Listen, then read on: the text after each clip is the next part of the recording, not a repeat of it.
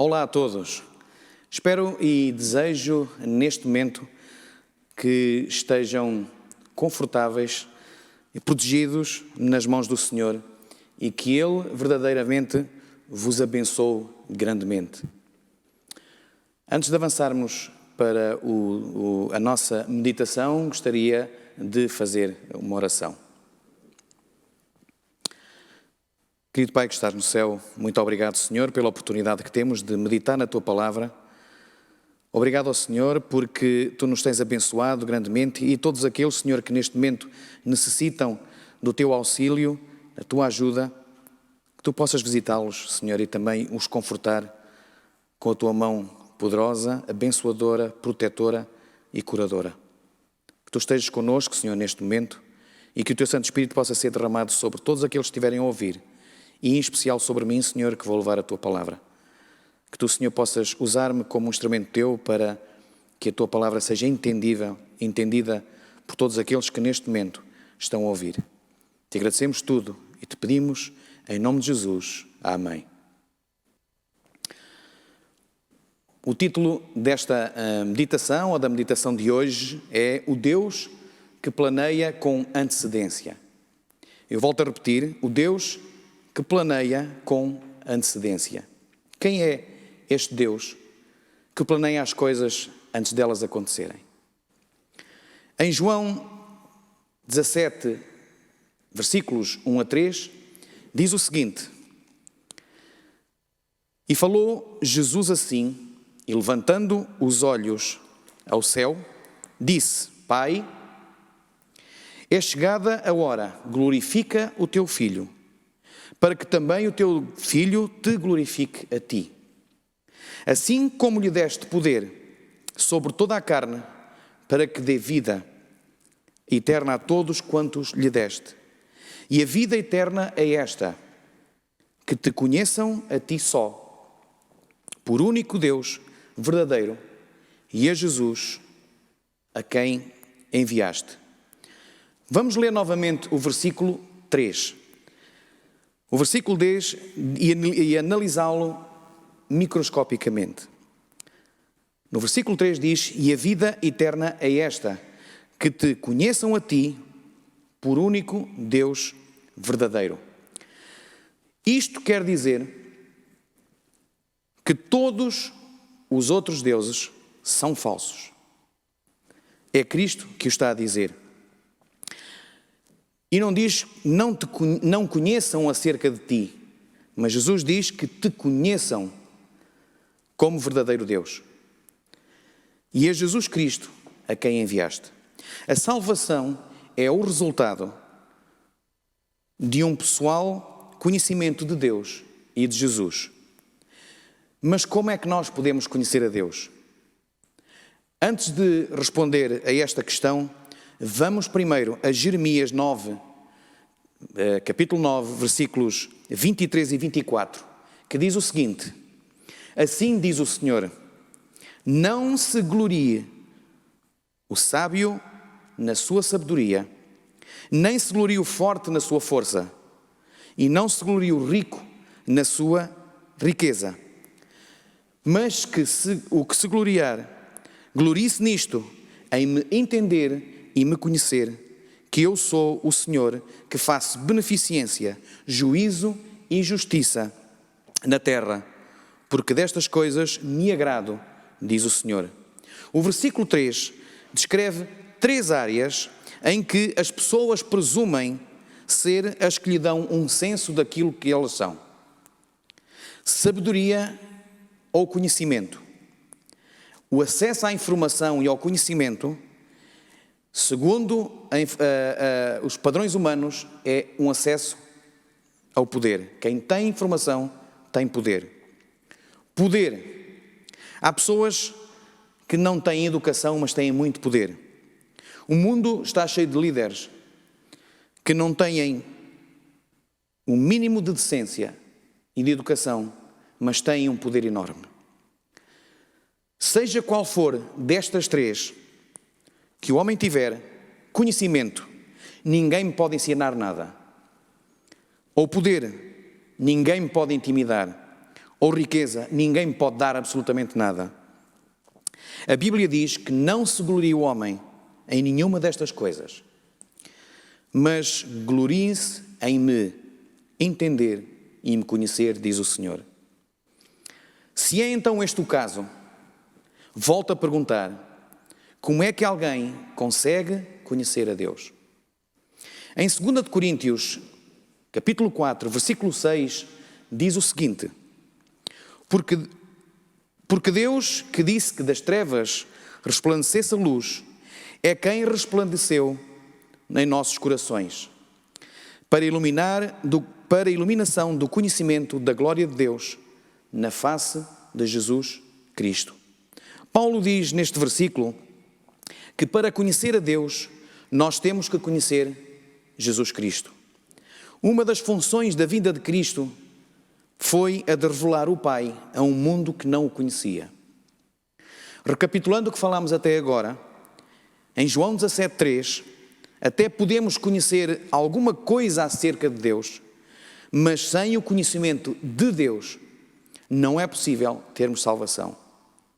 Em Jeremias 9, versículos 23 e 24, riqueza, poder e conhecimento não devem ser usados para vanglória, a não ser o conhecimento do próprio Deus.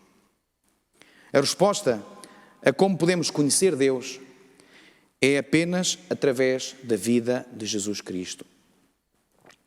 Tendo lançado este fundamento, vamos conhecer uma das formas como Deus age.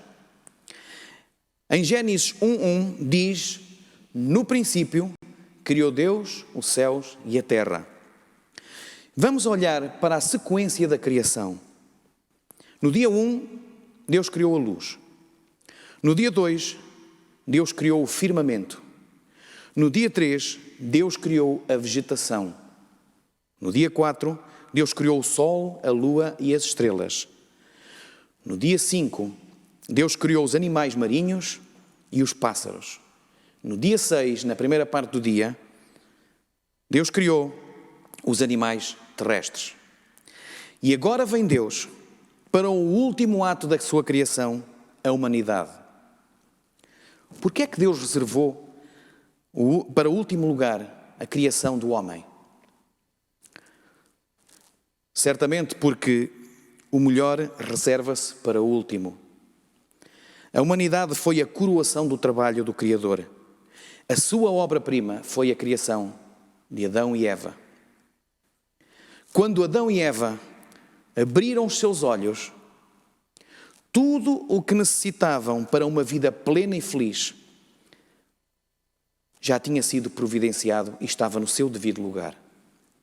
A sua obra-prima, o homem e a mulher, quando apareceram, quando foram criados e colocados naquele jardim, tudo o que eles necessitavam para serem felizes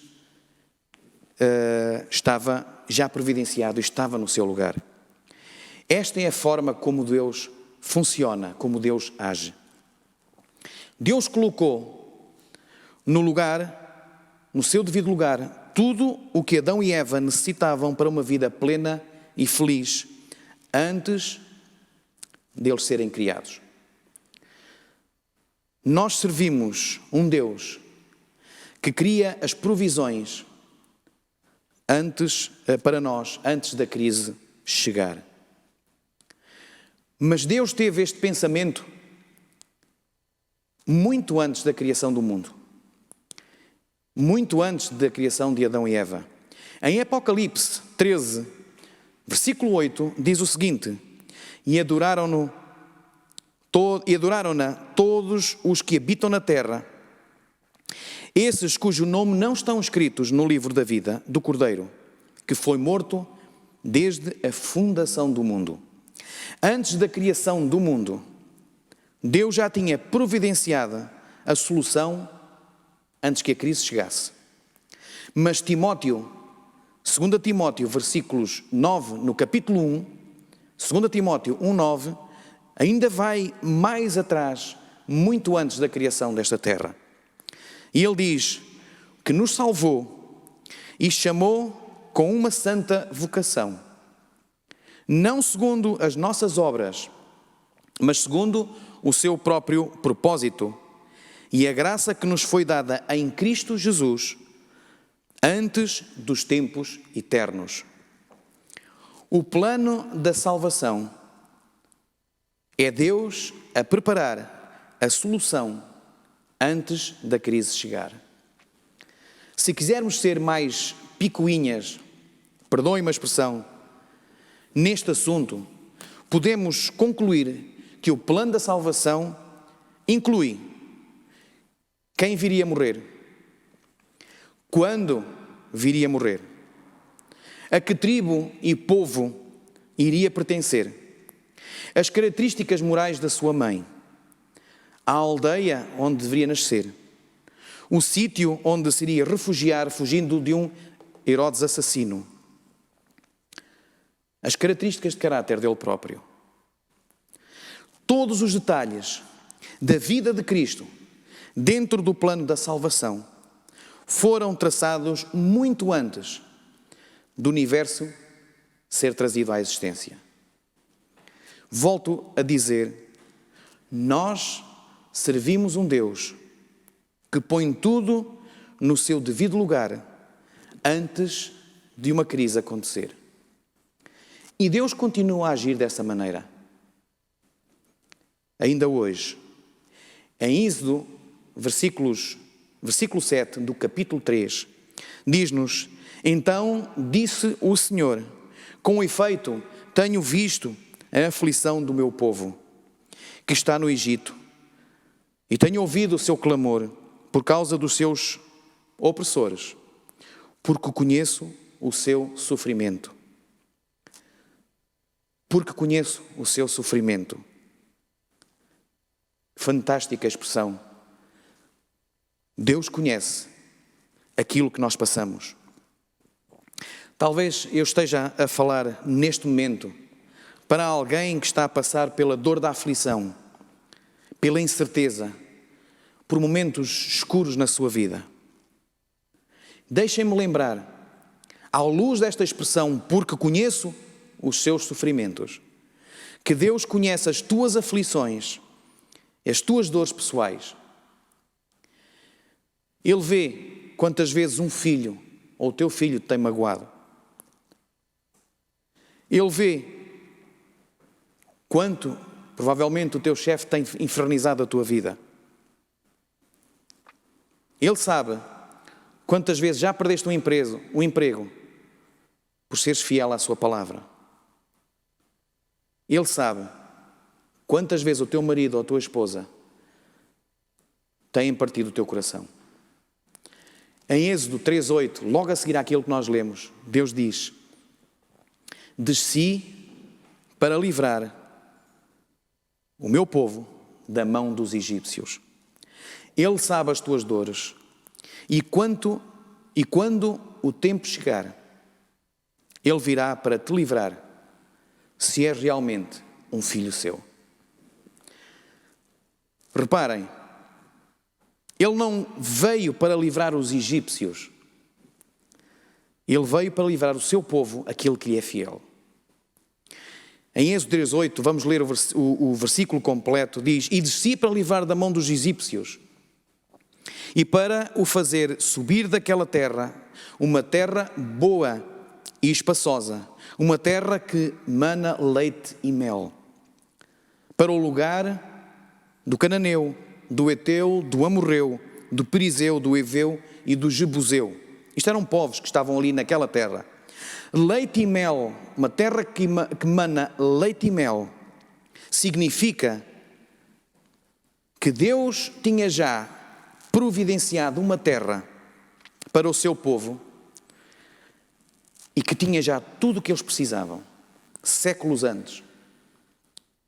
Apesar daquela terra estar ocupada por outros povos, Deus já tinha escolhido aquela mesma terra para o seu povo. Deixa-me dizer isto de uma outra forma. O que Deus tem para ti, ou o que Deus tem reservado para ti, pode ter de o tirar a outra pessoa. E Deus diz, aquela terra fértil tem que ser ocupada por um povo obediente aos meus mandamentos. Eu vou tirar lá aquelas tribos pagãs depois de um tempo que lhes vou reservar para se arrependerem. E vou dá-la ao povo que vai ou que quer guardar as minhas leis, os meus preceitos, que me quer obedecer. O que Deus tem para ti pode ter de o tirar ao outro. Assim, no meio da opressão do Egito, Deus planeou uma solução para o seu povo. Nós servimos um Deus que planeia antecipadamente. Eu e vocês podemos ser apanhados de surpresa. Deus nunca. A palavra urgência e a palavra surpresa não existe no vocabulário de Deus. Deus conhece o fim desde o princípio. E é por isso que a mais inteligente decisão que se pode tomar é submeter a vida a Deus, entregá-la nas suas mãos, aquele que vê o fim desde o princípio. E se Deus não muda, segundo Malaquias 3:6, aquilo que ele fez pelos israelitas no Egito, falo-á aos modernos israelitas, que são aqueles que obedecem às suas leis e aos seus mandamentos. Meus queridos amigos, meus queridos irmãos, minhas queridas irmãs, ninguém sabe o que vai acontecer daqui a 5 anos. Ninguém sabe o que vai acontecer para o ano. O nosso governo não sabe o que é que vai acontecer para o ano. Pode ter uma visão, uma previsão. Nenhum líder neste mundo, por mais poder que tenha, sabe o que vai acontecer a esta terra daqui a 5 anos. Mas nós servimos um Deus que sabe ao segundo o que vai acontecer e já providenciou a solução. Nós servimos um Deus que planeia tudo com antecedência, volto a repetir. Muitos não ousam entregar a vida a Deus, confiar nas suas mãos. Aquele que sabe tudo antes das coisas acontecerem, pensando que se o fizerem, perderão o controle da sua vida. E não se apercebem que podem servir o Deus que providenciou tudo primeiro e só depois trouxe Adão e Eva à existência. Assim, meu querido amigo, querida amiga, se decidires hoje entregar nas mãos, a tua vida nas mãos do Senhor, tudo o que necessitas espiritualmente, Deus já o providenciou. É assim que Deus funciona. Eu há pouco disse que para conhecermos Deus temos que conhecer Jesus Cristo e a sua vida. Não há outra forma de nós conhecermos a Deus. Em João, capítulo 6, versículos 1 a 5, diz o seguinte: depois disto, partiu Jesus para o outro lado do mar da Galileia, que é o de Tiberíades. E uma grande multidão o seguia, porque via os sinais que operava sobre os enfermos. E Jesus, subindo ao monte, assentou-se e ali com os seus discípulos. E a Páscoa, a festa dos judeus, estava próxima. Então Jesus, levantando os olhos e vendo uma grande multidão que vinha ter com ele, disse a Filipe: onde compraremos pão para estes comerem? Reparem, Cristo diz: temos aqui um grande problema. Temos aqui tanta gente, está aqui tanta gente, há tanto tempo que não têm o comer, como é que lhe vamos arranjar comida? Reparem que Jesus não disse onde é que eles irão comprar pão.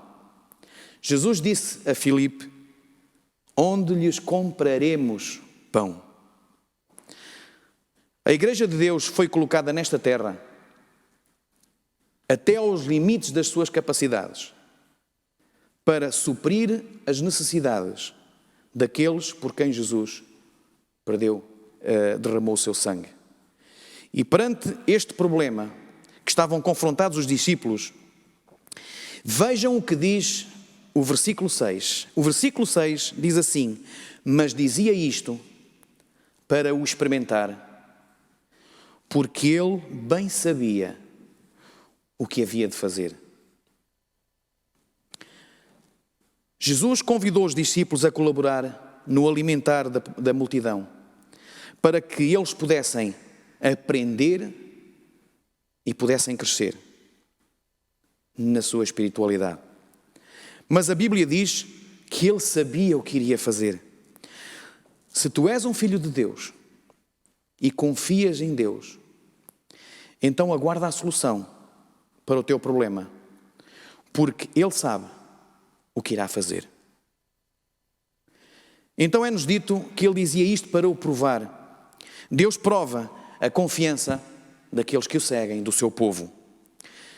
Vejamos o que Jesus diz dele mesmo em João 14, versículo 1.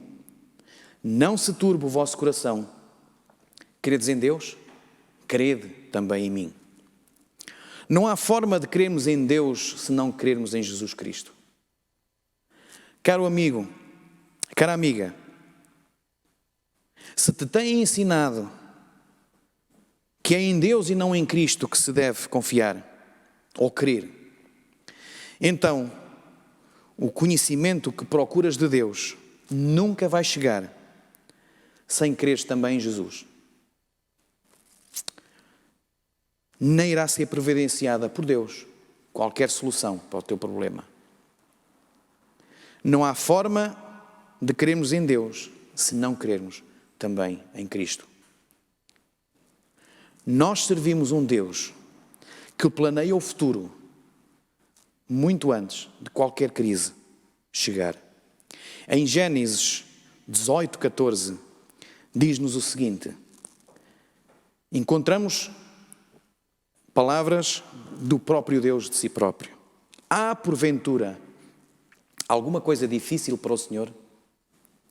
A resposta, obviamente, que é não. Assim, querido amigo, querida amiga, querido ouvinte, querido irmão, querida irmã, se o momento que estás a passar é de incerteza, quero dizer-te hoje e pedir-te: põe a tua confiança num Deus que já tem o teu futuro planeado. Põe a tua confiança em Deus, num Deus que sabe o fim desde o princípio. Isaías 46, 10.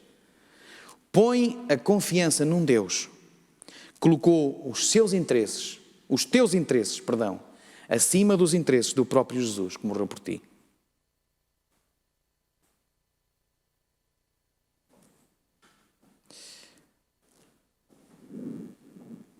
Nós servimos um Deus que já sabe o que vamos passar, o que estamos a passar, e já providenciou uma solução. E assim, antes de terminar, eu queria pedir que mesmo à distância, no momento em que estiverem a ouvir, coloquem no vosso coração confiar no Senhor, confiar na sua palavra, ler as suas promessas, confiar nelas e esperar que o Senhor haja na tua vida. Que possas